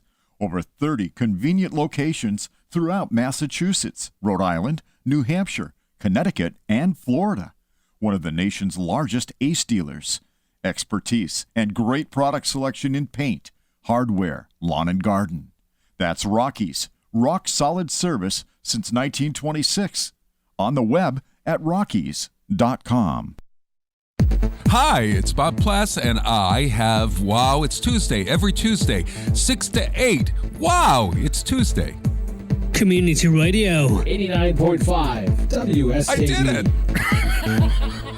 Live from Studio 120 at Westfield Technical Academy, this is WCPC Channel 15 and 89.5 FM, WSKB Westfield. Good morning, Westfield. It is 7:34. You're listening to WSKB 89.5 FM radio for the Westfield masses on WCPC Cable Channel 15. My name is Tina Gorman. I'm your Wake Up Wednesday host. Pete Coles is in the studio with me, and Public Health Director, yes, Pete's waving over there, and Public Health Director for the City of Westfield, Joe Rouse, is on the phone with us this morning. Good morning again, Joe. Good morning. Joe, you know what I would love for you to do, because I think it would be really helpful for our listeners to have an understanding and I hope an appreciation for the way Westfield has structured how we're going about dealing with the crisis in terms of, you mentioned Jim Wiggs before. If you could just kind of give us, who is Jim Wiggs? What is his role? How do you and Deb Mulvena and the other nurses that you're working with and your staff fit into sort of the whole emergency management team, Nina Bars, Lenore? So if you can kind of provide an overview, I think it will help the listeners to understand what a coordinated effort this actually is. Yeah, that's a great point to make. So I'll just say that for Deb Mulvena, our public health nurse supervising, is been with the city for 25 years. I've been there for 22. And for a lot of that time, ever since 9/11, the state, the country realized that there needs to be more of a public health response to emergencies. So for all of that time, we've been going to seminars and classes and certifications for public health emergency preparedness. Now, at the time when that all started, I was even unsure what that exactly meant. Like, you think of emergencies, you just think of first responders, yes, police and fire, and maybe emergency management, if you even know such a thing exists. So as the years went on, we sat through all these things, and you learn all this stuff, and you kind of, at the time, you're saying, yeah, well, hopefully I'll never have to use right, this. Exactly. That's going to mean that things are really bad, and believe it or not, this whole scenario was played out many, many times over the years as far as a pandemic, and not to mention the natural disaster stuff, and like the ice storm thing that we had, where all of those scenarios are played out over the years, and so what was established from that was implementation of what's called the emergency command, or the incident command system, ICS. And that gets put into place in a real emergency situation. So what happened is, I remember in the very beginning of this whole pandemic in Westfield, we were kind of sitting around, everybody talking about what we were going to do and kind of clamoring a little bit because there was no real structure in place yet. So it was like, okay, you do this and you do that, and the mayor does this, and so finally, I leaned over to Jim Wiggs, who is the Westfield Emergency Management Director, and he's doing a stupendous job. He is. I can't give more credit than he deserves it. So I leaned over to him and I said, Jim, we need to implement ICS on this because it's getting too big right now. This is gonna go out of control. And even at that time, he kind of said, yeah, well, maybe we'll see how, let's wait till tomorrow. Yeah. Well, it turned out that tomorrow was a day when our numbers spiked huge, way up over 20. Okay. And so with the incident command system, basically what it is it breaks down, everybody has their roles. And so like Jim always likes to say, everybody needs to stay in their lane. Yep. And it specifies specific duties that are necessary in the time of an emergency, and who or what position is responsible for fulfilling that task or right. those jobs. Yep. So, it breaks it down to where there's all sorts of titles for it. But generally speaking, you have an incident commander. In this case, it's Jim. Is a citywide emergency. And then you have other things like communications, which I know Nina in dispatch has been charged with some of that. And obviously the IT component, purchasing component, which is a big deal because you need stuff in order to combat this. You have to buy it. Yep. Yeah, and then the mayor has a role, of course, in that whole thing. And in our situation, we've kind of designated that to be sort of the public information officer. Get the information out. I'm not adverse to talking to the media really ever, but in this situation, when your head's down all day, nose to the grindstone, trying to keep people from dying, the last thing I want to worry about is how I'm going to construct my language to do an interview with the press. Exactly. Yeah. So I don't know if that answers your question. It does. I'm thinking because it is a whole system. It's actually, written out in many different ways, and it's kind of just this structural organizational chart. Pete knows all about that. And if I'm missing anything in that, Pete, feel free to jump in. So, I think the main thing, Joe, is that it is very structured and it's very centralized, and I think that's what people. That's what I would hope the listeners would get out of this, is that there is a person, sort of steering the ship, as I like to say, and that would be Jim Wiggs, who is our director of emergency management for the city of Westfield. I have the ultimate confidence in Jim. I've worked with Jim on numerous occasions. We've had ice storms and we've had floods and we've had tornadoes and we've had all kinds of other stuff that we've worked together on. Jim he has a military background. He reminds me a lot of my father, who was a chemical engineer, who was very methodical. There was always a plan. And again, I just have a lot of confidence in him in terms of his organizational skills. He has assembled his team, and then you can just everybody does what they need to do, and we have very competent people doing those kinds of tasks. So I think that's really helpful. And I just think it's important for the public to have an understanding of that, so that we're not just winging it. No, it actually turns into something way more structured than you're even prepared for, because it's kind of a paramilitary sort of structure. Right. So it's not military exactly, but it's really based off that, and it really does put everything structured. And so, in the very beginning, like I said, we were all kind of like clamoring and what do we do? You knew what you had to do to at a certain moment or in a certain hour, but overall, to get past this and to kind of get in a groove, you really do need that structure and somebody, like you said, steering the ship to say, okay, don't step over this person and do that thing. That's not your thing. You need to pull back and do this. Correct. And Jim he's really good at doing that without making people mad, which is surprising. Yeah, exactly. And I think because from Jim's perspective, you don't want people overlapping. And at the same token, you don't want gaps. So you don't want, it's like, well, I thought you were doing this and I thought you were doing that and nobody's doing it. And on the other hand, you don't want three people doing the same thing. It's like, you don't have to do that. I'm already doing that. So Jim is really great, as you said, Joe, about making sure that we've covered all of our bases. We're covering our boundaries, but there aren't, wherever there are gaps, he's trying to fill in those gaps. And that takes a coordinated effort. And also, again, just for the public to know, we have weekly telephone conferences. We'll have one this afternoon with all of the players, the department heads, all of the different roles that you've talked about, these people that have these different responsibilities. And I believe that, and those are kind of the active people that are speaking and giving their updates and their reports. And then listening in on that, I think we have all the city councilors are invited into that conference call. Am I correct on that, Joe?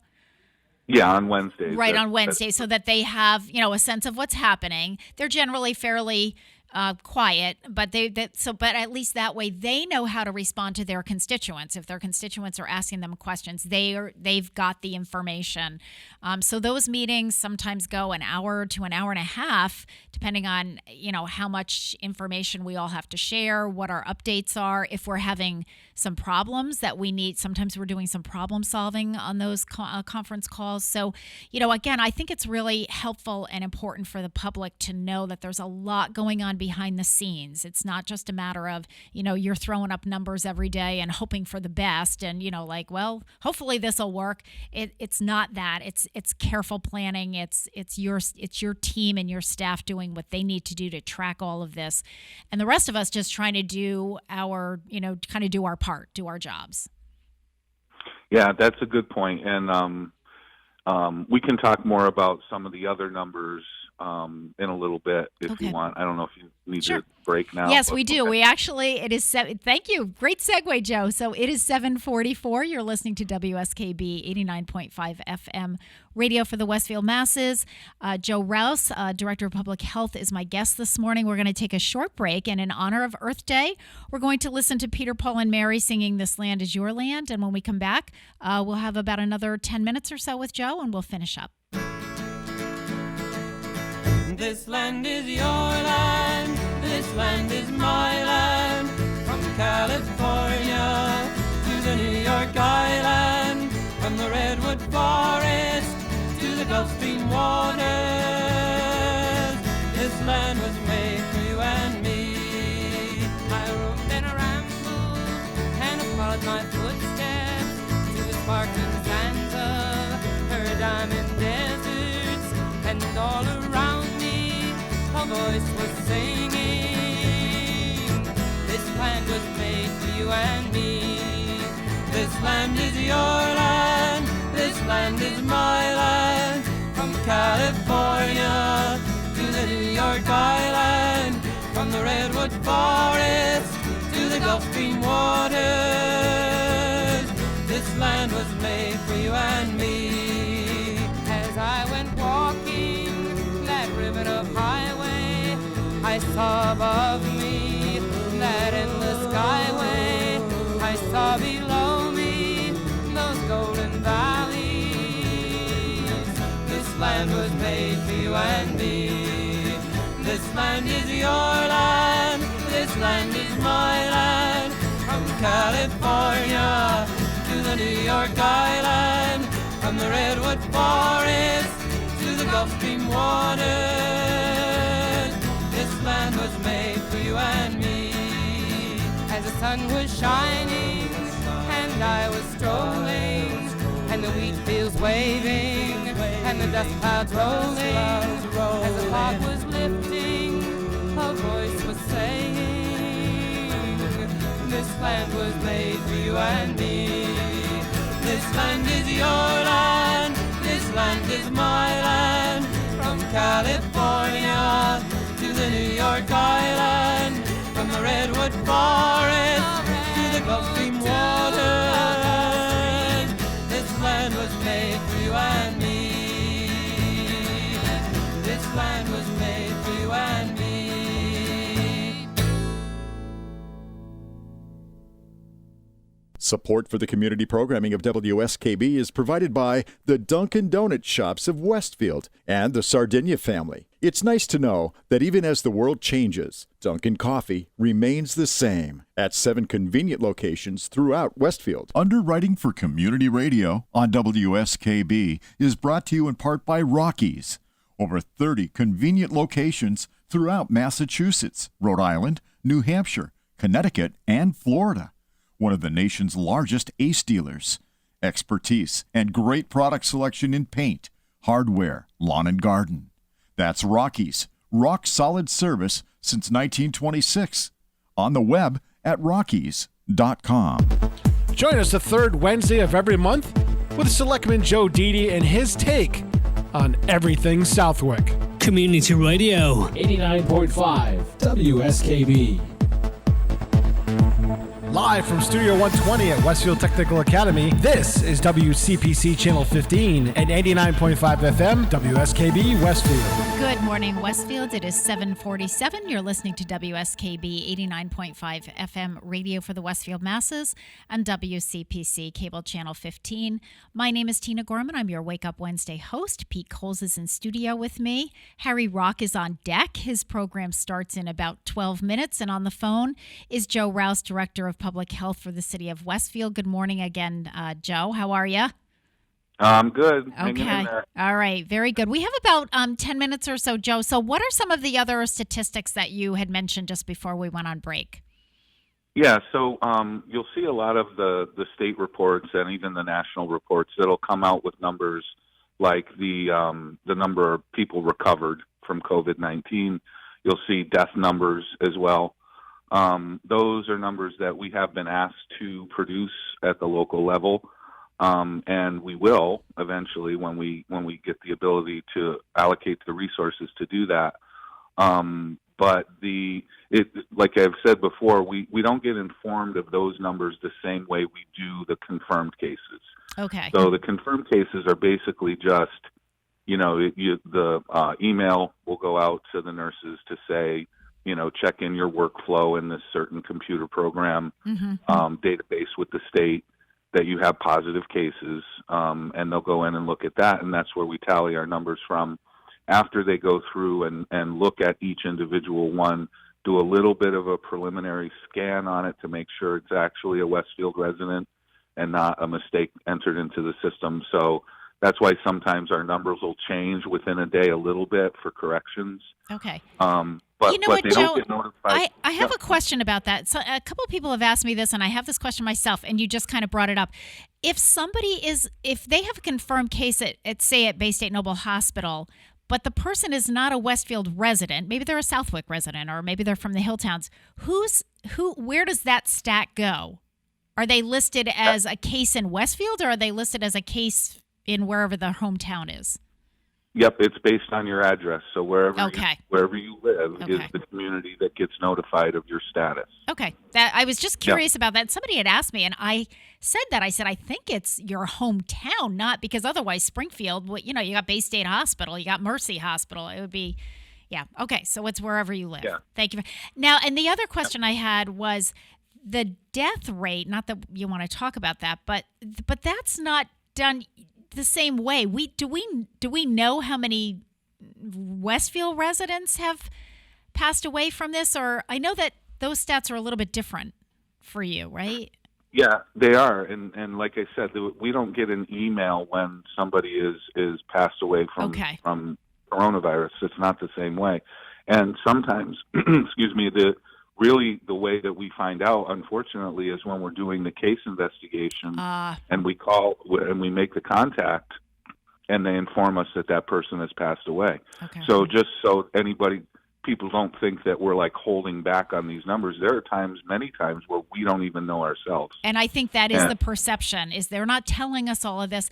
And but now, so does that information just go directly to the state? Because the state's keeping track of deaths, right?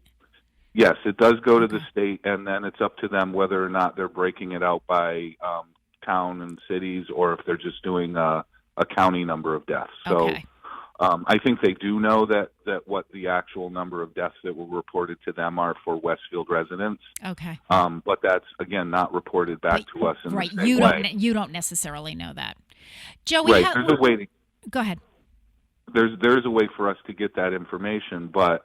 And it's just a laborious process that right now we need to focus our attention on other things. Understood. Joe, you know what I wanted to finish up with? We just have a few minutes left, but can you explain the whole concept of contact tracing? Yeah, sure, absolutely. As far as somebody who's had contact with a confirmed case? Yeah, when, we're hearing a lot on the news about, the fact that the governor wants to do contact tracing, and I'm getting questions about, well, what exactly does that mean?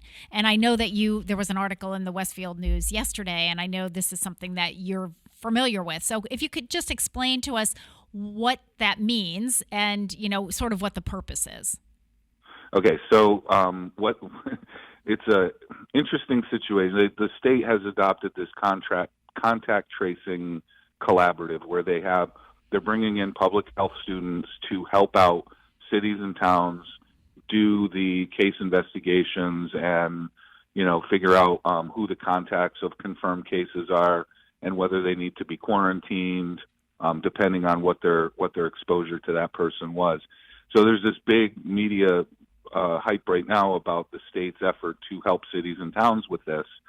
It's something that we really needed like 2 or 3 weeks ago. Mm-hmm. But still, I think it's nice that they're, asking if we need help with that. It's something where right now, because of all the help that we have, and maybe we are unique to this in Westfield, where so many of our school nurses have stepped up and offered to help voluntarily, that they are doing a lot of that, which is what the state has been offering now to cities and towns to do, which essentially is just follow-up investigation on a confirmed case. So they made a nice ring name out of it, but we sat through a whole presentation of that yesterday, and we may or may not elect to. I mean, we're going to have to get involved with it eventually, but it's not something right now that we're looking at as the savior to everything. We're handling everything nicely right now. Right, because that's actually something that you're calling that. What do you call it? Case investigation? Yeah, right, and it's the same thing, right? I mean, it's.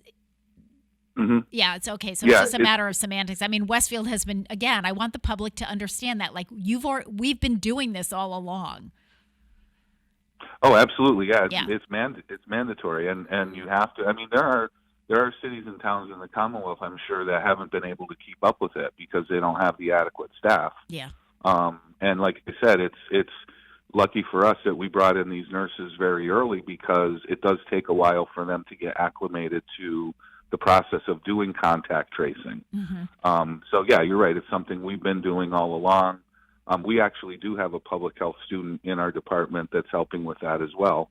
Somebody who just not as part of this program, somebody who just happened to be finishing up an internship with us when this all came to be. So yeah, we have a lot of assistance right now. It's a nice, like I said, we're kind of in our groove. We're really not doing anything else. This is all of our attention and resources are focused on this, but people just need to know, keep doing what you're doing.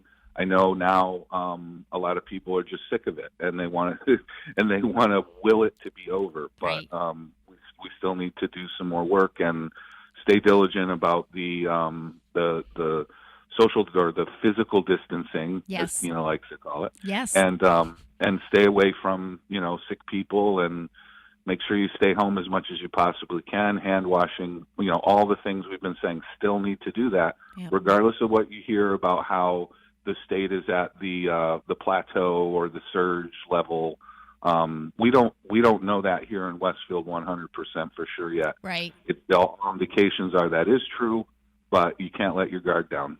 Yeah, absolutely. So important. And I just want to let some folks know that I have been working with Jim Wiggs, who's Director of Emergency Management, and he has gotten me some fabric masks for some of the seniors. So if you have a need for a mask, I've had people that have said, I don't have any mask, and I don't want to, I don't even want to go to the grocery store, even though I'm getting desperate. So I have them at the senior center. We are open Monday through Friday. We're there. Just don't come between 11 and 12 because that's when we're doing our curbside lunch pickup. And if you get caught in that line, it's going to be a little while before you can make it through to the head of the line. But other than that, if you can stop by in the morning or you can give me a call and find out when it's convenient. We're also giving them out, for people as they come through the line if they're requesting them. And a shout out to all the people there are so many people doing so many things behind the scenes. I have a lot of the seniors who are making masks. Our Heaven's Angels group, Michelle Moniz is in charge of that group, and they are a bunch of sewers, and they're doing that. I know Kristen Mello from the City Council is making masks she's part of that team as well. So, a lot of people doing a lot of things behind the scenes and food delivery. We have some volunteers that are doing some grocery shopping for some of our most at-risk seniors who have no family in the area. So, lots of people doing lots of things. And Joe, certainly to your staff and your team, to you and Deb Mulvanna. And you have a new, who's the new nurse? Is her name Beverly? Who's the new nurse? Evelyn is her name. Evelyn, yeah. I mean, it's like, welcome to the city of Westfield. This is your new job. You know what? It's so funny because she actually came from Bay State Noble as an infectious disease control nurse. And here it is. What a good time to bring someone into our staff. I just have to tell you, Joe, I can remember, you were talking when you first took over this job. I can remember going to, I think it was, a tabletop exercise at Westfield State University. It had to be at least 10 years ago, maybe more. And the scenario was a pandemic. And I remember at the time thinking, you have got to be kidding me. I mean, you can't do anything. I mean, you can't manage this, because they kept saying, you'd have to close schools and you'd have to do all the things that we're in the middle of doing. And I remember thinking, we can't, you can't possibly do that. You'd be closing down the entire country. And here we are. And here we are. Yeah. Joe Rouse, I want to thank you so much for calling in. I know you've got so much on your plate right now. We will be chatting later today when we do our conference call with the rest of the emergency management team. But thank you so much. If there's anything that we can do at the Senior Center to make your life easier or that of your staff, don't hesitate to reach out. All right?